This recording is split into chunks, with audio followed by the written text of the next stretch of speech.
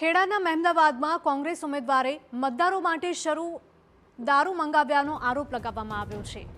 શત્રુંડા બેઠકના કોંગ્રેસ ઉમેદવાર અંકિત પટેલ પર વિદેશી દારૂ મંગાવ્યાનો આક્ષેપ લાગ્યો છે। પોલીસ વોચ દરમિયાન 3 શખ્સ પાસેથી વિદેશી દારૂનો જથ્થો મળી આવ્યો।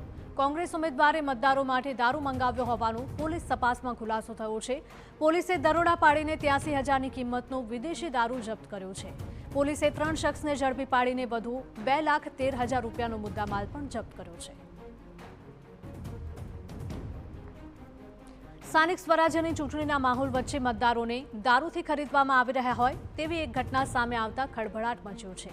જ્યાં એક તરફ આચારસંહિતા લાગુ થઈ ગઈ છે અને બીજી તરફ શત્રુંડા બેઠકના કોંગ્રેસ ઉમેદવાર અંકિત પટેલે પોતાના ટેકેદારો મારફતે દારૂ મંગાવ્યો હોવાનો આરોપ લાગ્યો છે। દારૂબંધીના દાવા અને આચારસંહિતાની વચ્ચે કોંગ્રેસ ઉમેદવાર કેવી રીતે દારૂનો જથ્થો લાવ્યા તે મામલે પોલીસે વધુ કાર્યવાહી શરૂ કરી છે।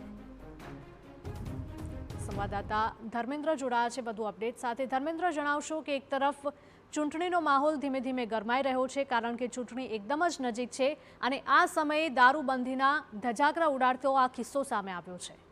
બિલકુલ, સૌથી ગંભીર બાબત અને ગુજરાતની અંદર દારૂબંધીની વાતો સરકાર દ્વારા કરવામાં આવે છે, પરંતુ ચેકપોસ્ટની ઉપરથી દારૂ કઈ રીતે ગુજરાતની અંદર પ્રવેશે છે સૌથી મોટો પ્રશ્ન છે। કારણ કે ખેડા જિલ્લાના મહેમદાવાદ તાલુકાના શત્રુંડા પાસેથી વિદેશી દારૂ પકડાયો છે। મહત્વની બાબત એ છે કે ચૂંટણી પ્રચારના પડઘમ શાંત થયા પછી કેટલાક ઉમેદવારો આ રીતે વર્ષોની પરંપરા રહી છે, દારૂ ચવાણાની, ભજીયાની પરંપરા રહી છે, એ ગુપ્ત રાહે આ બધા પ્રકારની પ્રવૃત્તિઓ થતી હોય છે। પરંતુ કેટલાક કિસ્સાઓ સામે પણ આવી જતા હોય અને તે જ પ્રકારની એક ઘટના સામે આવી છે, જેની અંદર મહેમદાવાદના શત્રુંડાના તાલુકા પંચાયતના જે ઉમેદવાર છે તેમના દ્વારા દારૂ મંગાવવામાં આવવાનો બાબત સામે આવી છે। પોલીસ દ્વારા કેટલાક આરોપીની અટકાયત કરી અને કાયદેસરની કાર્યવાહી હાથ ધરી છે। હિરન, બિલકુલ, માહિતી બદલ આપનો આભાર।